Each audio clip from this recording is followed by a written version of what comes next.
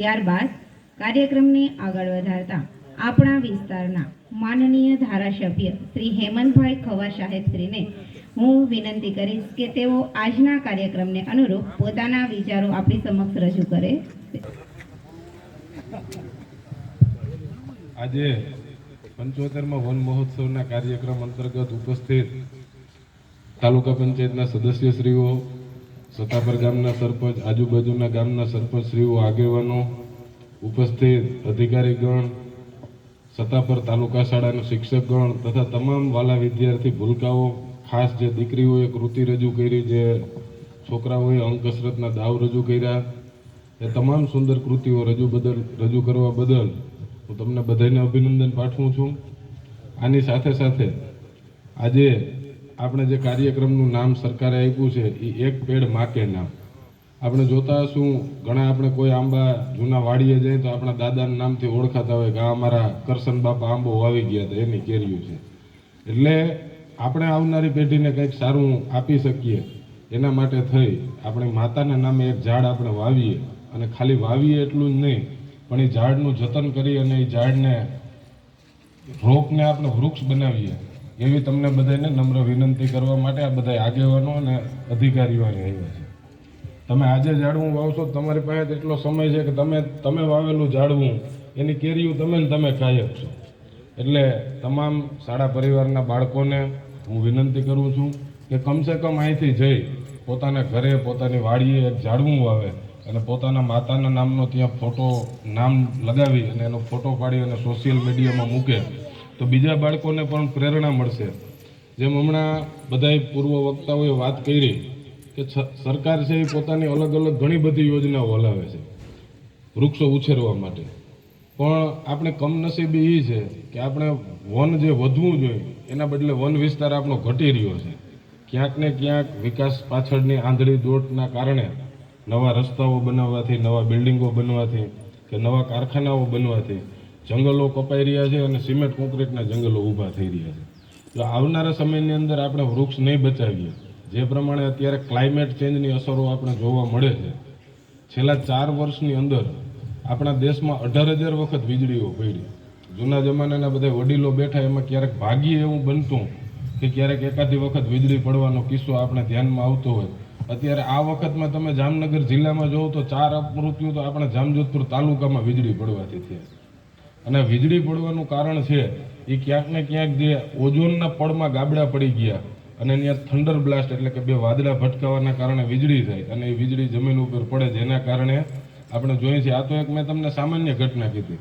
આવા તો ઘણા બધા આપણે અહીંનું જે વાતાવરણ છે એ જંગલો કપાવવાના કારણે પ્રદૂષિત થતું જાય છે. તેમ હમણાં બધાએ વાત કરી કે વૃક્ષ છે એ આપણે વૃક્ષ છાંયો આપે, એમાંથી ફળ ફ્રૂટ આપે, પણ એ વૃક્ષ જ્યારે કપાઈ જાય ત્યારે તે બળતણ તરીકે, એટલે આપણા જીવનમાં ખૂબ વૃક્ષ ઉપયોગી થાય છે. એ જે જીવતું હોય ત્યારે તો ઠીક છે, પણ એ વૃક્ષ કપાયા પછી પણ એનું એક એનું પાંદડાથી માંડી અને એનું લાકડું, એ તમામ વસ્તુ આપણે ઉપયોગી થતી હોય. તો સરકારની સાથે સાથે, કારણ કે છેલ્લા 75 વર્ષથી આપણે વન મહોત્સવ તો ઉજવીએ છીએ, પણ વન મહોત્સવની અસર જે આવવી જોઈએ એ મને એવું લાગે ક્યાંક ને ક્યાંક નથી. એમાં તંત્રની નિષ્ફળતા છે અને ભારત દેશના નાગરિક તરીકે વાત કરું તો આપણા બધાની ક્યાંક ને ક્યાંક ખામી છે કે આપણે વન વિસ્તાર જે વધવો જોઈએ, આપણા શેઢા પારે જ્યાં ફાલતુ જગ્યા પડી હોય તો ત્યાં પણ આપણે 5 ઝાડવા ઉછેરી અને આપણા રાષ્ટ્રના નિર્માણમાં આપણું યોગદાન આપી શકીએ, વૃક્ષ ઉછેરી શકીએ. ત્યારે અહીં ઉપસ્થિત તમામ બાળકોને, તમામ આગેવાનોને, તમામ અધિકારીઓને વિનંતી કરું છું કે કમસે કમ આજે અહીંથી જઈ અને ઓછામાં ઓછું 1 થી 2 ઝાડવા પોતાના ઘરે કે પોતાની વાડીએ, ખેતરે, શેઢા પારે જ્યાં જગ્યા પડી હોય ત્યાં વાવેતર કરે, એનો ઉછેર કરે. આપણે જોઈએ છીએ કે સદભાવના વૃદ્ધાશ્રમ કે અમુક જે પ્રાઇવેટ સંસ્થાઓ હાલે છે એ લોકો કેટલા સરસ મજાના એમના ઝાડવા ઉછેર કરે. આપણા સતાપર આવતા હોય જામજોધપુર ગૌશાળા પાસે દરેક રોડ ઉપર એણે ખૂબ સારી રીતે ઝાડવા વાવીને ઉછેર કર્યો. આવું ગામના યુવા મિત્રો, જેમ હમણાં ફોરેસ્ટના અધિકારીઓએ વાત કરી કે યુવાનો આગળ આવી અને જવાબદારી લે કે ભાઈ અમે ગામમાં 100 ઝાડવા વાવશું, ઉનાળામાં એને 5-7 વખત 10 વખત જ્યારે પાણી પાવું પડે ત્યારે અમે પાણી પાવું, તો મને નથી લાગતું કે આપણે જે ક્લાઇમેટ ચેન્જની અસરો છે એને રોકવામાં ક્યાંય નિષ્ફળતા મળશે. તો આપણે સૌ સાથે મળી આગામી સમયની અંદર વધુમાં વધુ વૃક્ષ વાવીએ અને આપણે આવનારી પેઢીને ભવિષ્ય માટે એની ચિંતા કરી અને એને થાય મદદરૂપ થાય. આ કાર્યક્રમની સાથે સાથે આજે ભાઈ શ્રી અશ્વિનભાઈ વાત કરી, એમની બાગાયતી ખેતીની મેં પણ મુલાકાત લીધી છે. ખૂબ સારી રીતે એમને કીધું એમ એમના ફ્રૂટ અમે ત્યાં જઈને ટેસ્ટ કર્યા. તમે બજારમાંથી ખારેક લઈને ખાઓ કે અશ્વિનભાઈની વાડીએથી ખારેક ખાઓ તો તમને ઘણો બધો એમાં ચેન્જ લાગે, કારણ કે એ સંપૂર્ણપણે પ્રાકૃતિક ખેતી કરે છે. એવી રીતે જ ભાઈ માંડાસણથી પધારેલ ખેડૂત મિત્રએ પણ એમની વાત કરી બકાલું. હું પોતે એ વાતનો સાક્ષી છું કે હું મારા ઘરે ખાવા માટે મેં ઓર્ગેનિક બધા બકાલાઓ વાવ્યા છે. અને જ્યારે ઓર્ગેનિક બકાલાના રીંગણાનું શાક તમે ખાવ તેથી ખબર પડી જાય કે આપણા બગીચામાં તોડીને રીંગણાનું શાક બને.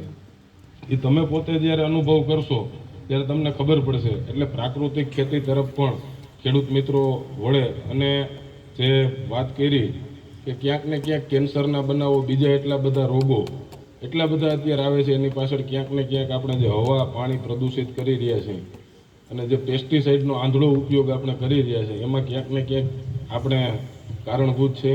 એની હારે હારે જો આપણે ઓર્ગેનિક ખાતરો બનાવી, જીવામૃત બનાવીએ, અળસિયાની ખેતી પદ્ધતિ અપનાવીએ તો 100% આપણે આ બીમારીઓમાંથી પણ બચી શકશું. વિશેષમાં કંઈ વાત ના કરતા અહીં તો ખૂબ સારા યુવક મંડળો છે, હીરા બાપા વખતથી અહીં હાલતા આવે છે. તો સરપંચશ્રીને પણ વિનંતી કરું કે અમે હતાપર ગામની પસંદગી જ એટલે કરી કે અહીં તમારો વન વગડો એ ખૂબ વધારે છે.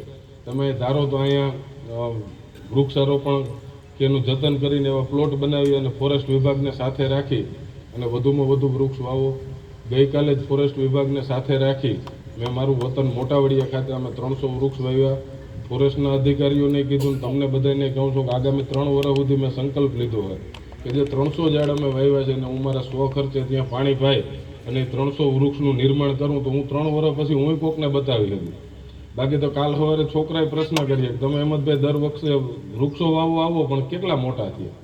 તો એમ વૃક્ષ ખાલી વાવીને આપણે સંતોષ નથી માનવાનો, પણ વૃક્ષનું જતન પણ કરીએ અને એને સાચવીએ એવી તમને બધાને વિનંતી કરું છું. જય હિન્દ, અસ્તુ.